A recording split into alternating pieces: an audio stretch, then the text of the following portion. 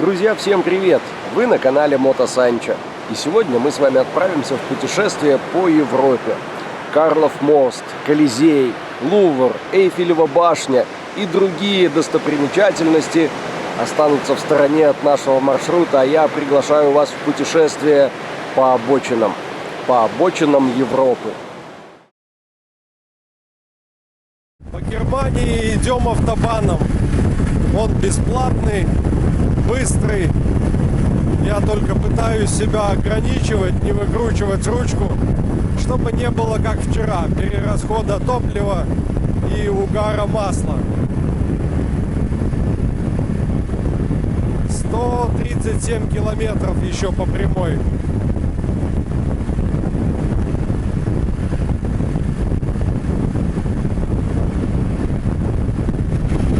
А вот так строятся немецкие автобаны. Две временные полосы в каждую сторону, бетонный отбойник, и за ним работает техника, строит еще две полосы. Потом останется две здесь и широкая обочина, и две там и широкая обочина.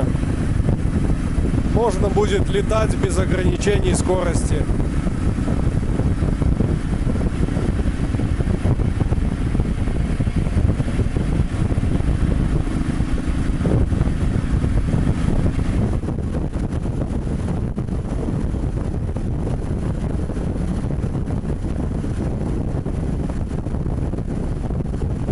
Красивое сегодня небо.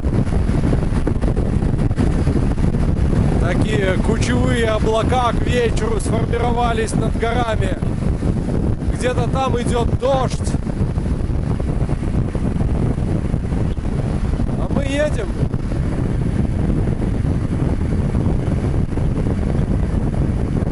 Для нас это, кажется, уже стало привычным состоянием ехать.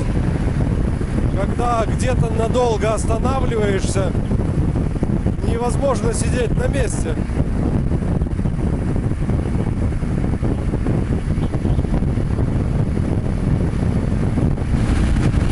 И вот, кажется, нам пора сделать первую остановку в Германии.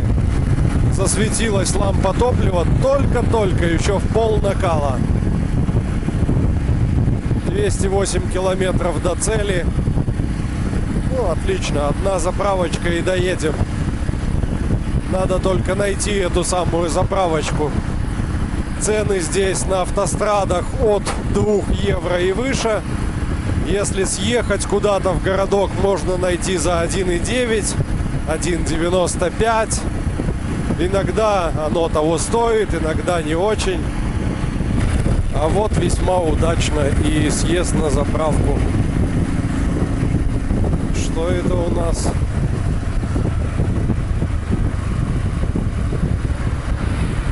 Ост. Что-то там Ост.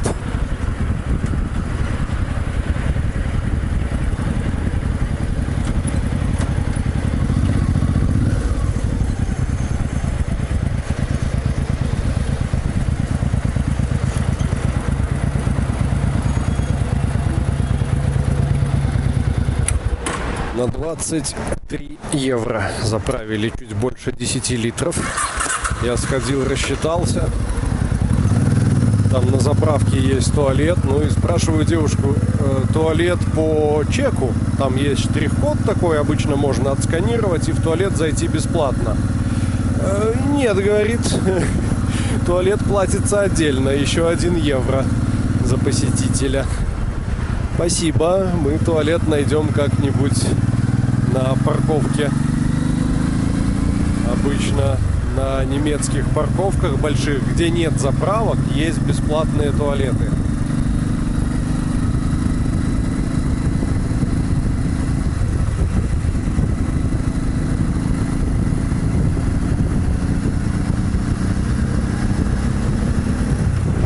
Вот о чем я говорил. Парковка без заправки.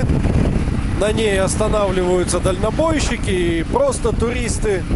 И где-то там, вон, есть здание туалета бесплатного. Там внутри все такое крепкое, антивандальное.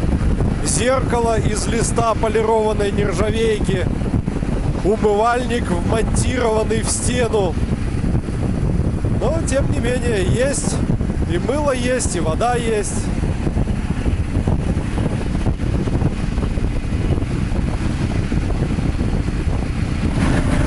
Свернули на трассу номер 8.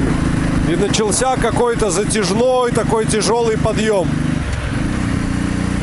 Перед нами Ивеко пытается заползти. Уже 60 скорость. Мне бы ее обогнать, но слева такой плотный поток, что туда не вклинишься. А он тоже кого-то обгонять собрался. Ну, пошли. Обгонять так обгонять. Наверное, в Испании такие подъемы были в последний раз. Ой, тут еще фуры.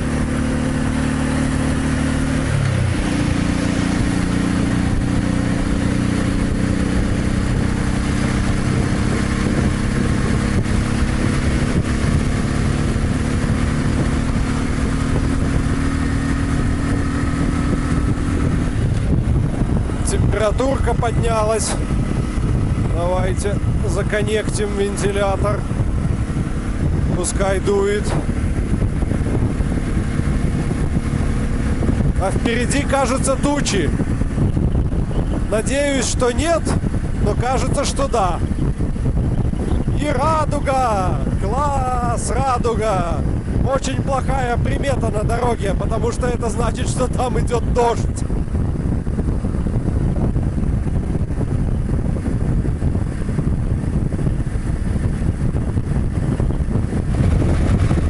Судя по мокрому асфальту, здесь дождь уже прошел. И вот я думаю, что имеет смысл остановиться, подождать, пока он пройдет подальше. А самим тем временем немножечко размяться. А то мы уже километров 200... А нет, ну на заправке останавливались, ладно. Но в целом весь день сегодня идем и идем. Так нам здорово задала темп эта туча.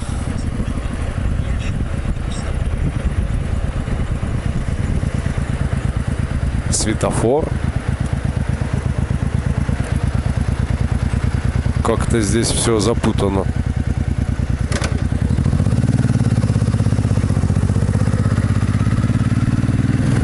И что в итоге?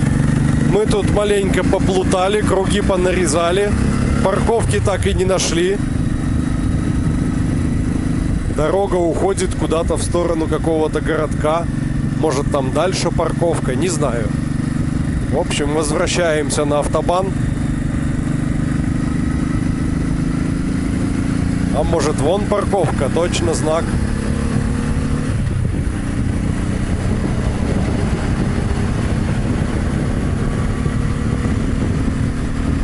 До нее еще, оказывается, 400 метров. Поторопился я съехать.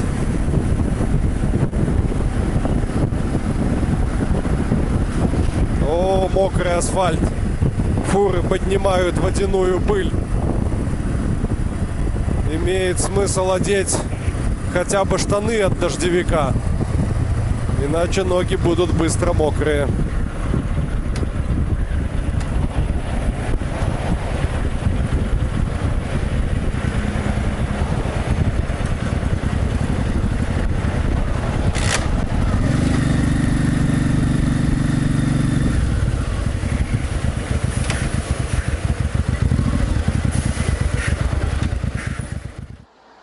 Ну вот, остановились.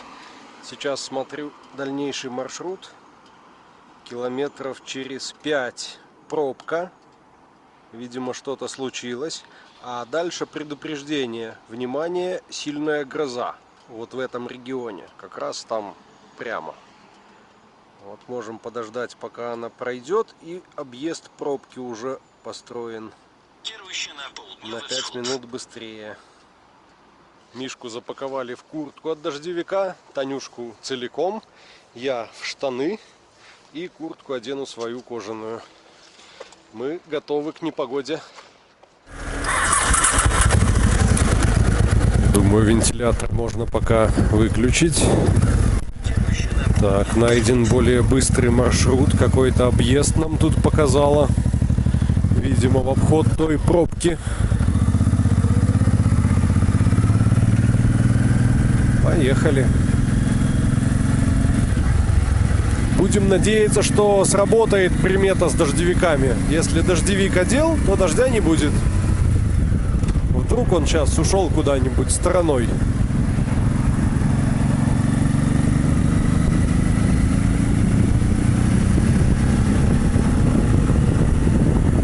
Только гляньте, мы в формирующихся облаках.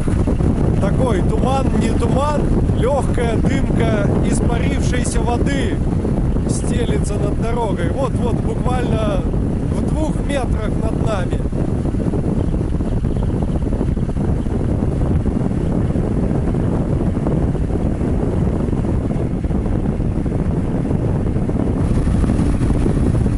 Впервые вижу, как строят вот эти мосты для перехода животных.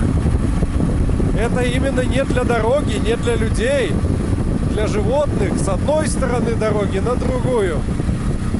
Чтобы они не выскакивали на проезжую часть, а спокойно себе ходили там поверху.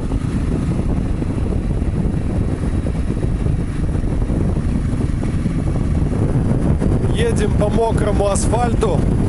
Впереди идет дождь, но постепенно тучу сносит влево, а дорога наоборот забирает вправо. И сзади вон черная туча тоже идет влево.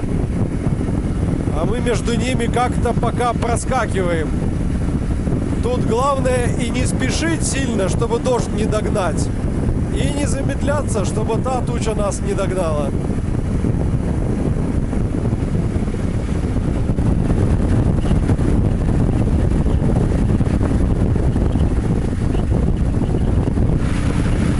А вот эта туча пришла нам на перерез.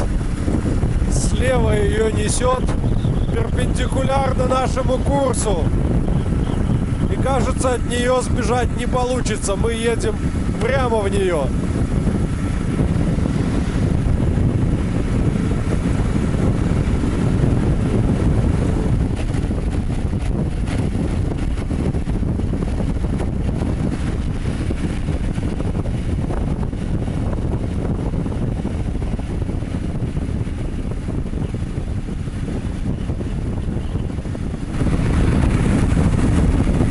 Какой большой офис Bosch,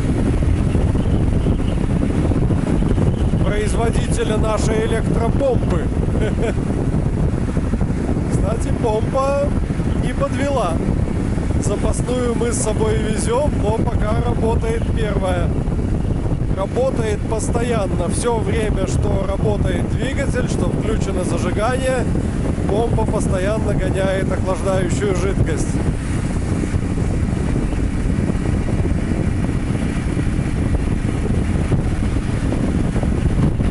Солнце зашло, смеркается. Боюсь, конечно, сглазить, но, кажется, мы проскочили между этими 2 тучами. До места остается 65 километров.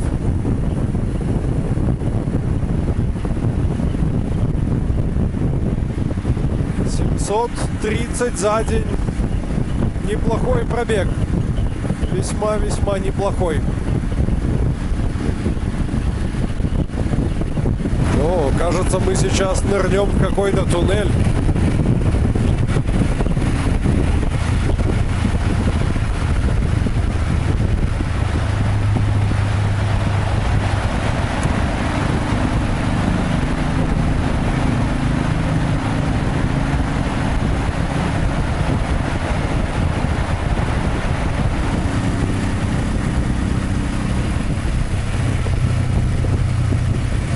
Интересная закономерность в нашем путешествии. Как темнеет, так обязательно начинаются горы.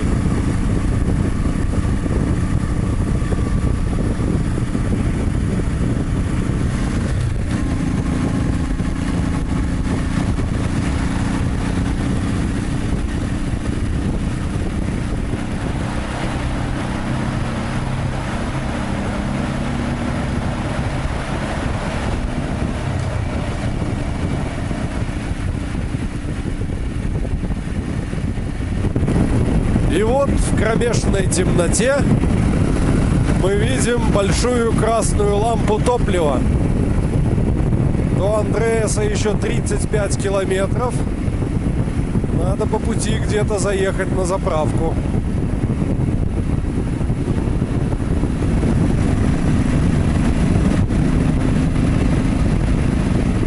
Как в аквапарке.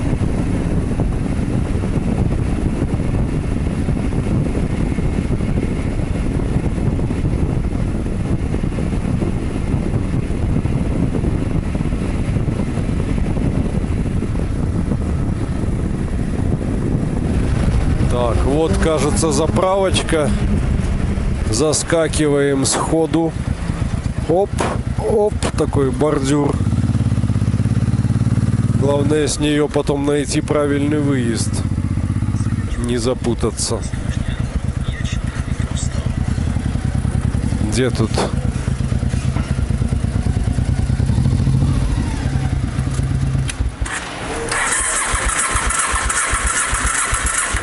Чё?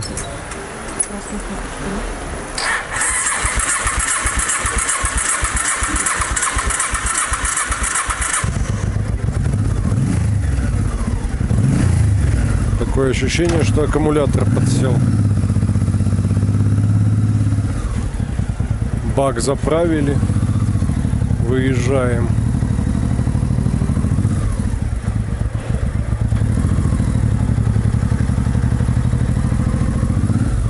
А зарядка у нас есть.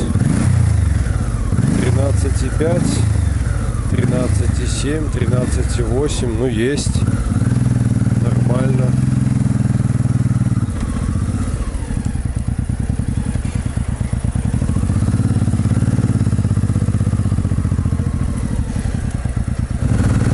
Мы едем по какому-то очень красивому немецкому городу, но очень красивым он был бы днем, а сейчас он просто сложный в понимании и прохождении. Направо, налево какие-то развязки, съезды. Ну, вроде в правильном направлении пока. Мы доехали, добрались. 730 километров пробега на перегонки с дождем завершаются здесь, в городе Бёленберг, в доме нашего друга Андреаса и его жены Ирины. Спасибо им большое, встретили, накормили, угостили и спать уложили. На часах сейчас 1:30, пора укладываться спать, завтра будет новый день. Всем спасибо, друзья, всем счастливо и всем пока. Доброе утро, всем привет! Мы находимся в городе Бёленберг. Здесь ночевали у Андреаса, как видите, я побрился. И сегодня мы назначили день отдыха, выходной. Сегодня никуда не едем, никуда не движемся. Ну, в смысле, Honda не движется, а мы-то, конечно, поедем. Мы отправляемся прямо сейчас. Андреас повезет нам показывать местные достопримечательности. Отъехали буквально 2 километра от дома Андреаса. Река Иллер. Дальше там где-то впадает в Дунай. И она граница между чем? Между Баварией и Баден-Вюртемберг. Я такое и не произнесу-то. Красивая речка. Быстрая довольно. По такой бы на байдарке сплавиться.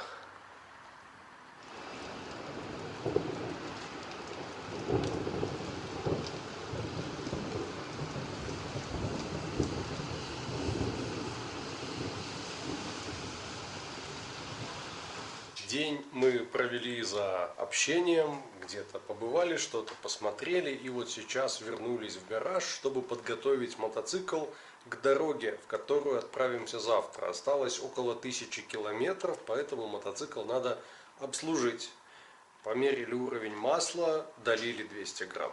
Посмотрели наличие антифриза, долили буквально грамм 50, совсем мало, там какая-то была воздушная пробка, видимо, вышла. И я попытался мотоцикл запустить. А картина у нас такая. Вытягиваем подсос, включаем зажигание, слышим, заработала помпа. Нажимаем на стартер. Трещит реле стартера, но ничего не происходит. Слышите, буквально полоборота и все. Что-то разрядило аккумулятор. То есть куда-то уходил ток, куда-то уходило питание. Либо на подзарядку в коляске, либо на эту штуку, но нет, она выключается вместе с зажиганием. Здесь зарядка отключена. Хочу сейчас добраться до аккумулятора и посмотреть, как он там выглядит.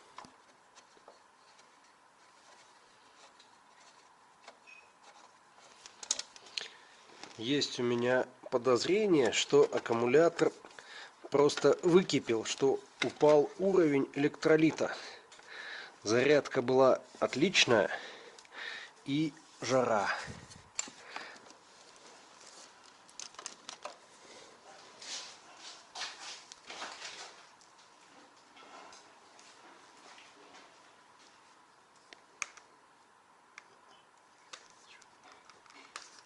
Вообще непонятно, от чего мы, собственно, хотим от полностью сухого, выкипевшего аккумулятора.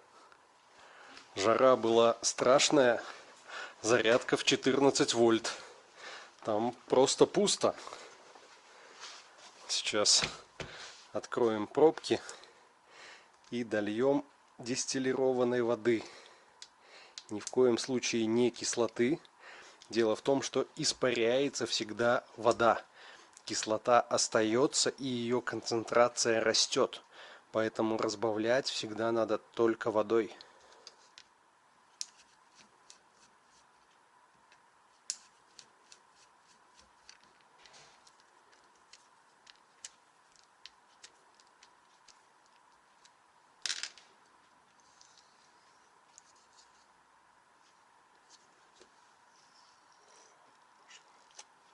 Сейчас ее видно, Саня.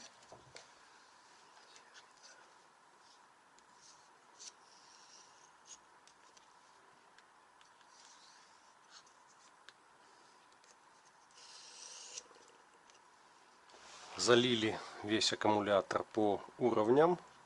Не знаю, как показать. О, видно. Все по верхней метке. И поставили на такую умную зарядку в режим восстановления. Сейчас она его будет гонять. И, возможно, что-то восстановит. Возможно, что-то удастся спасти. И для меня остается загадкой, как при таком низком уровне электролита, тут может было вообще в самом низу пластин, он все равно показывал свои 12 вольт, светилась фара, все работало, ну не хватало только для запуска, для старта. Судя по всему, аккумулятор неплохой, если он такие выдает показатели. Что еще по мотоциклу? У нас была еще одна поломка. От вибрации открутился сигнал. Тут уже Андреас мне нашел болт с пружинной шайбой. Все закрутили, все поставили. Смотрим остальное, чтобы ничего не болталось, ничего не отваливалось. В общем, за 1000 километров до дома я решил сделать небольшой техосмотр. Надо было, наверное, где-то в пути этим озадачиться, но пока ехала, пока все было хорошо, об этом не думали. Что же, завтра будем уже пробовать ставить аккумулятор, запускать. Думаю, все будет в порядке. Как это выключить? Доброе утро. Сегодня туман. Все мокрое. А нам палатку складывать не надо. Надо только вещи собрать и в дорогу. Сегодня уже пятница, а в понедельник на работу. Хотелось бы иметь хотя бы день отдыха, воскресенье. Значит, за 2 дня надо сделать 1000 километров. Но сначала Хонду соберем, посмотрим, запустится ли аккумулятор. Вот он, простоял целую ночь в режиме восстановления. Мы к нему подобрали дренажную трубочку.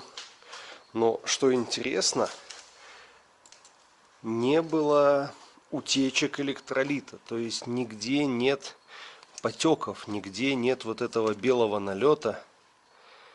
Такое ощущение, что электролит не вытекал, не выкипал, а просто испарялся на жаре. Скорее всего, так оно и было. Утренняя тишина маленького немецкого городка. Даже жаль такую нарушать. Но у нас все готово. Будем пробовать. Так, подсос есть. Зажигание. Помпа зажужжала. Старт. С полоборота. Если раньше не хватало мощности, не хватало энергии на стартер и на мощную хорошую искру, то сейчас видно, что всего достаточно. Запуск идеальный. Ну, наука на будущее. Едешь в жаркие регионы, бери с собой дистиллированную воду, доливай аккумулятор, не дай ему просохнуть. Пока заглушим, пойдем завтракать, а потом все собираем, увязываем и в дорогу. Выкатываемся, покидаем гостеприимный гараж. Оп. Вау, какой звук! Это была пружина на тормозах коляски. Застоялся мотоцикл. Сейчас поедем, все разработается. А дома уже будем обслуживать, смазывать, мыть, чистить. Андреас нас проводит на автобан.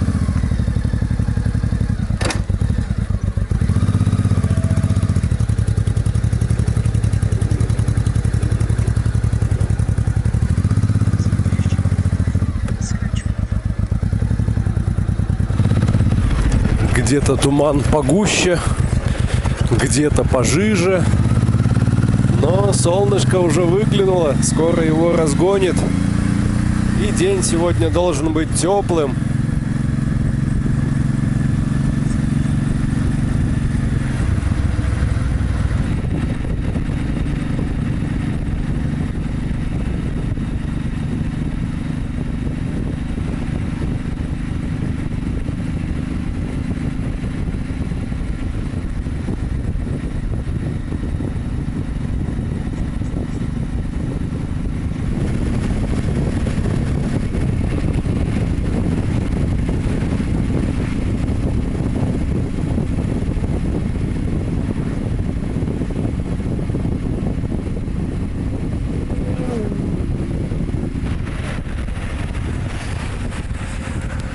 Здесь на парковке остановимся, попрощаемся с Андреасом, с Ириной. Спасибо им большое за приют, за отдых.